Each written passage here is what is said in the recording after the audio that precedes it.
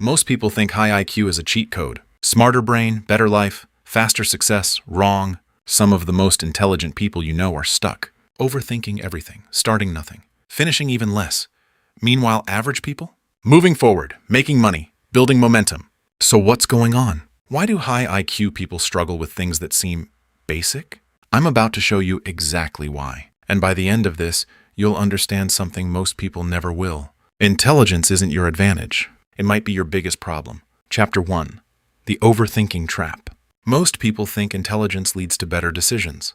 Wrong. It leads to more decisions. Psychologist Barry Schwartz calls this the paradox of choice. The more options you see, the harder it becomes to choose. Average person sees 2 paths. Smart person sees 20. They analyze every possibility, every outcome, every risk. And then they freeze. You call it being thoughtful. It's actually paralysis. High IQ brains simulate the future constantly. What if this fails? What if there's a better option? What if I'm wrong? But here's the problem, though. While you're simulating, someone else is executing. They don't think as deeply. They don't need to. They move. And movement beats perfection every time. A study from the University of Chicago showed that excessive deliberation reduces action likelihood by over 30%. You're not being careful, you're stalling. Elites don't remove thinking. They limit it. They use constraints. One goal, one path, one next step. That's it. You're trying to calculate the entire chess game. They're just making the next move, and they win. But even if you fix overthinking, there's still a deeper problem. Chapter 2. The Curse of Awareness. Most people are blind to complexity. High IQ people see it everywhere. Every system flaw, every inefficiency, every hidden variable. Sounds like an advantage, right? Wrong. It creates frustration. You walk into a job and immediately see what's broken. Bad management, inefficient workflows, stupid rules. You don't just notice problems. You obsess over them. Meanwhile, average people, they adapt.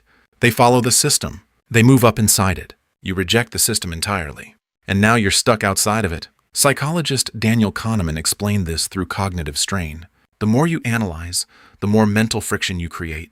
And friction slows you down. Here's the truth nobody tells you. Seeing the problem doesn't mean you can fix it.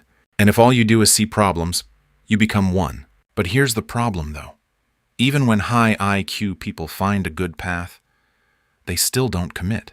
Why? Chapter 3. The Identity Crisis. Most people attach identity to action. I do this, therefore I am this. High IQ people? They attach identity to potential. I could do anything. Sounds powerful. It's not. It's fragile. Because the moment you commit to one path, you kill every other possibility, and that terrifies you. So what do? You delay. You research more. You plan more. You wait for certainty, which never comes. Psychologist Carol Dweck calls this a fixed mindset disguised as intelligence. You want to protect your identity as smart. So you avoid situations where you might fail, because failure threatens that identity. Average people fail all the time. They don't care. They're not trying to prove they're smart. They're trying to win. That's the difference. You protect your ego. They build results. Hit subscribe before you forget this, because most people will hear it and still do nothing. Now you understand the identity problem. But here's the thing, though. Even when high IQ people take action, they still struggle. Why? Chapter 4. The Motivation Illusion. Most people think motivation drives success. Wrong. Structure does. High IQ people rely on internal motivation. They wait to feel inspired, to feel ready, to feel certain. That feeling comes sometimes, then disappears. And so does their progress. Research from Stanford shows that reliance on intrinsic motivation leads to inconsistent performance over time. Because motivation fluctuates, systems don't. Average performers build habits, schedules, deadlines, external pressure. They don't trust their feelings. You do. And your feelings are unreliable. That's why you start strong and disappear. But here's the problem, though. Even if you fix motivation, there's still one final issue. The one that silently destroys high IQ people. Chapter 5. The Abstraction Overload. Your brain operates at a higher level. You think in concepts, patterns, frameworks. That's your strength and your weakness. Because real life isn't abstract. It's messy, concrete, repetitive. You understand business strategy. But you don't send emails. You understand fitness science. But you don't go to the gym. You understand productivity systems. But your room is still a mess. Why? Because execution feels beneath you. Too simple, too repetitive, too boring. But here's the truth. Mastery is built on boring repetition, not brilliant ideas. And high IQ people skip the repetition. They chase novelty instead. A concept, a new system, a better method. Always optimizing, never executing. Psychologist Anders Ericsson, who studied deliberate practice, found that mastery comes from focused repetition of weak points, not constant reinvention. Average people repeat.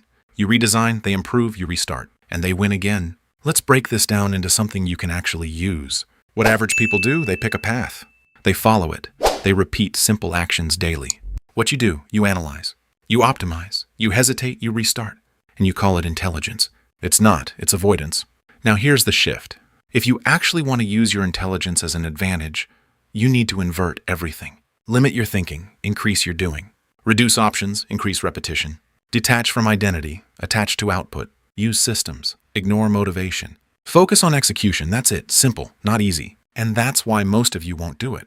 Because you'd rather feel smart than be effective. Even if you fix all of this, there's still one problem. You're addicted to thinking. You get dopamine from ideas, from insights, from understanding, not from results. And until that changes, nothing changes. That's why high IQ people stay stuck for years, sometimes decades, not because they lack ability, because they misuse it.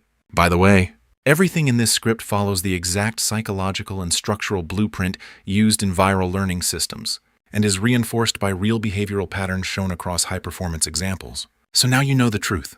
High IQ doesn't guarantee success. It creates new problems, more subtle, more dangerous, harder to detect. But here's the thing. Once you see them, you can fix them. Most people never will. That's your advantage. But if you're still stuck, still overthinking, still not executing, then intelligence isn't helping you. It's holding you back. That's why I made this video breaking down the exact system to force action. Eliminate overthinking and turn your brain into an execution machine. It's almost unfair. Watch it next.